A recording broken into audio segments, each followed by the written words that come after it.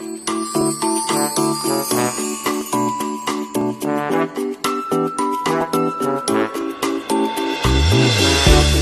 right, hello everybody. This is Leo Brady with AMovieGuy.com. I am here for another edition of the Hot Seat interview.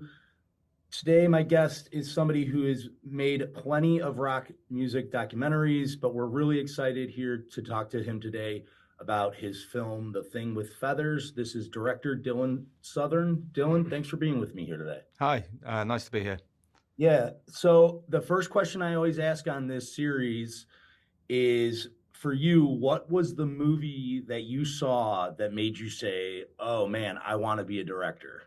I actually watched it a week ago. It was E.T. E.T. was the first film I ever saw at the cinema. I was 5 years old, and it absolutely blew me away, and the images from it stayed in my head. And they did a screening at my local cinema a week ago, and I went back to watch it, and it still, hits me exactly the same as it did then. So, yeah, I was sort of fell in love with the magic of the movies from seeing that movie. Yeah, and we've gotten Spielberg movies for a lot of answers for that question. I mean, his films just seem to fill us all with great wonder and inspire us to, like you said, make that magic. Completely. Yeah. And they don't get old. They keep working just as they did when you first saw them. I think there's a version of E.T. where they replaced E.T. with a digital version and gave the bad guys torches instead of guns, and that kind of diminished it a little bit, but it's back to the original, and it's just magic. That's great. Well, and so your previous three films, as we said, were all like rock documentaries. You worked with the Blur LCD Soundsystem, and you did a movie about 2000s New York music scene. But I know you have done music videos too, but did you want to bring a lot of sort of the skills that you had learned making those kinds of films to this film, or was this sort of for you a fresh start?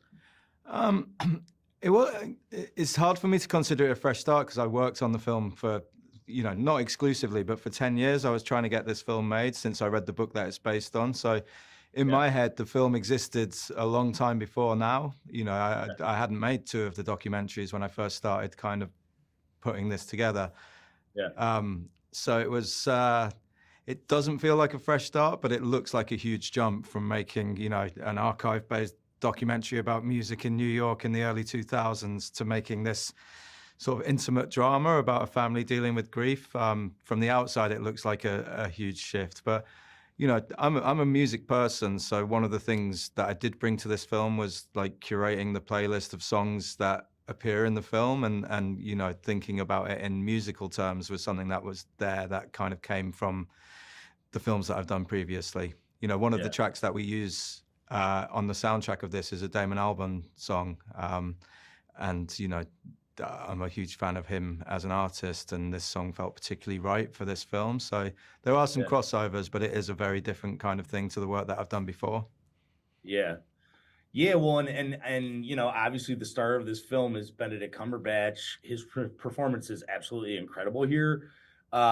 Working with an actor of his caliber and sort of needing him to carry a film with so much emotion, how do you go about giving somebody like that guidance in how to take on this entire project? I mean, that was one of the, because I was making a tiny little independent film, a low budget, debut director, small indie film. And I never expected that I would be able to attract someone of his caliber, someone who's worked with some of the most incredible directors in the world, or who's been on the biggest sets with the Marvel films. It just didn't occur to me that level of actor would step onto my set one day. So I was really daunted. I was like, how do I give notes to this guy who's done Shakespeare on stage and worked with Jane Campion? And, I was daunted, but he got rid of all of those nerves the day that I met him. I'd heard that he was really a fan of the book that this film is based on. So I sent him the script, hoping that he'd read it and hoping at best that he'd say, yeah, I like it, but it's not for me. And, but he came back within 2 weeks and wanted to meet me. I met him, and over a number of meetings, he came on board the film as a producer, and we met and we talked about the film. Sometimes we talked about everything except the film. We just became friends.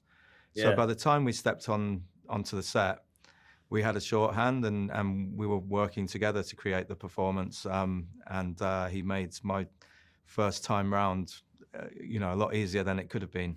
Yeah. I learned a lot from him. Yeah, that's awesome. I mean, yeah, it seems like immediately there's a connection for everybody on the set. It's certainly a different kind of story that's being told. It's certainly, as you said, a story about grief. And one of the characters is this massive crow-like figure. Yeah. I wanted to sort of know the design of that. I mean, I know it sounds simple as like, let's make this crow come to life, but how did you guys go about that? Because he does feel sort of like a sort of almost like Grim Reaper kind of look. And I wondered where your inspirations came to make that crow become this living thing. Yeah. I mean, there's so many instances of crows in literature, in poetry, in folklore, in kind of different cultures, traditions of crows being associated with death. Yeah. And, there's a reason the character of Crow is a crow in Max's book. And for me, when I read the book, I kept thinking of an artist that I really loved, a sculptor called Nicola Hicks, who does these amazing half man, half beast sculptures. And it purely came from my reading of the book and the fact that I was an admirer of this artist. I was like, the only person who could design Crow is Nicola. And I approached her and she agreed to do it. And she works with very organic materials like straw and mud and clay. And then she casts in bronze. And she agreed to design Crow. And she came back with this fantastic maquette, which I was just blown away with. There was only ever one design for Crow, and it was the very first one that she did.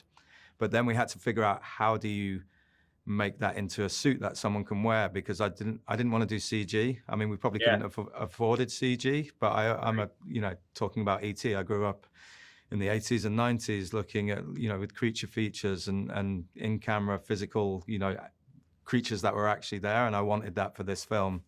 Yeah. So we worked with a company called Creatures Inc., who transformed Nicola's maquette into a wearable costume. And then, there's some, in the visuals for the film, there's some nods to Baskin, who drew the crows for Ted Hughes' Crow poetry. There's some nods to Edgar Allan Poe. We tried to draw on all of those sort of cultural references, but also make him his own thing. Yeah. And then I guess the most important part for me is I always wanted a really commanding voice that was sort of horrible but compelled you. And from the very first reading of the book to writing the film, I always thought of David Thewlis, best known for Lupin in Harry Potter. But for me, it was his performance in a film called Naked by Mike Leigh, where he plays a character who's just horrible, but you lean in, you want to listen to what he's got to say. Yeah, well, I mean, it's really something. I mean, I was such a huge fan of just seeing him stalk the hallways and be in that sort of setting.